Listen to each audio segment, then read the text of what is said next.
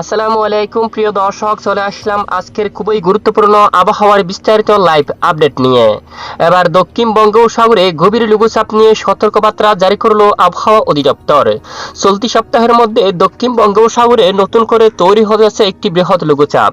এই লঘুচাপটি কতটা শক্তিশালী হবে এবং কোথায় আঘাত আনতে পারে, এর ফলে কোন কোন জেলায় বৃষ্টিপাতের সম্ভাবনা রয়েছে তা জানিয়ে দেওয়া হবে ভিডিওটির মাধ্যমে।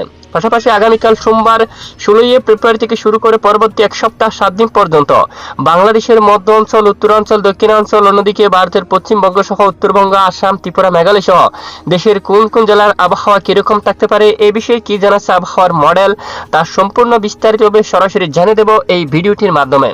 জানতে হলে ভিডিওটি শেষ পর্যন্ত দেখবেন, ভালো লাগলে লাইক করবেন। প্রতিদিনই গুরুত্বপূর্ণ আবহাওয়ার এরকম লেটেস্ট আপডেট পেতে চ্যানেলটি সাবস্ক্রাইব করে পাশের বেল বাটনে ক্লিক করে রাখবেন। আর ভিডিওটি আপনি কোন জেলা থেকে লাইভ দেখছেন কমেন্ট করে জানিয়ে দিন।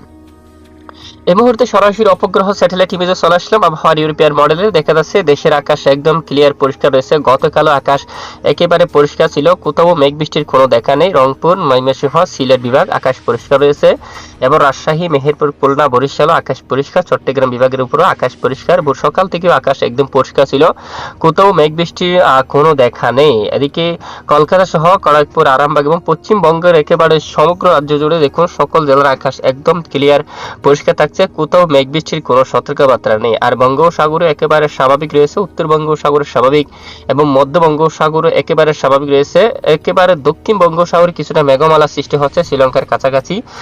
দেখুন এখানে কিন্তু বৃষ্টিপাতের সম্ভাবনা রয়েছে। আগামী কয়েকদিনের মধ্যে দক্ষিণ বঙ্গোপসাগরে একটি লঘুচাপ সৃষ্টি হতে পারে, যার ফলে বৃষ্টিপাতের সম্ভাবনা রয়েছে বেশ কিছু অঞ্চল জুড়ে। এখানে বিশেষ করে দেখুন আগামী মঙ্গলবার এবং বুধবার নাগাদ দেখুন একেবারে দক্ষিণ বঙ্গোপসাগর দিকে এই লঘুচাপের ফলে বেশ কিছু এলাকা জুড়ে বৃষ্টিপাত হওয়ার সম্ভাবনা থাকবে এবং এটি ধীরে ধীরে উত্তর পশ্চিম দিকে অগ্রসর হয়ে সরাসরি বিশেষ করে এখানে শ্রীলঙ্কা, তারপর দক্ষিণ ভারতের উপকূলীয় অঞ্চল জুড়ে আঘাত আনার সম্ভাবনা থাকবে। সঙ্গে বেশ কিছু অঞ্চলে হালকা থেকে মাঝারি ধরনের বৃষ্টিপাত হওয়ারও কিন্তু সম্ভাবনা থাকবে এবং এরই ফলে বাংলার দক্ষিণাঞ্চলের জেলাগুলোর উপর আকাশ আংশিক মেঘলা হতে পারে মূলত চলতি মাসের শেষের দিকে। বিশেষ করে টেকনাফ থেকে শুরু করে কক্সবাজার, উখিয়া, সেনমাটি অঞ্চল থেকে শুরু করে একেবারে দক্ষিণ উপকূলীয় জেলাগুলোর উপর আকাশ কিছুটা মেঘাচ্ছন্ন হতে পারে। তবে বৃষ্টিপাত হওয়ার মতো কোনো সতর্কবার্তা কিন্তু এখনো পাওয়া যাচ্ছে না, বৃষ্টিপাতের কোনো সম্ভাবনা নেই। তবে নতুন করে বৃষ্টিপাতের সম্ভাবনা পেলে অবশ্যই সবাইকে জানিয়ে দেওয়া হবে, সঙ্গে থাকবেন। আর পাশাপাশি আমরা সরাসরি চলে যাচ্ছি আগামীকাল সোমবার 16 তারিখ থেকে এবং মঙ্গলবার এবং বুধবার কেমন থাকতে পারে দুই বাংলার আবহাওয়া।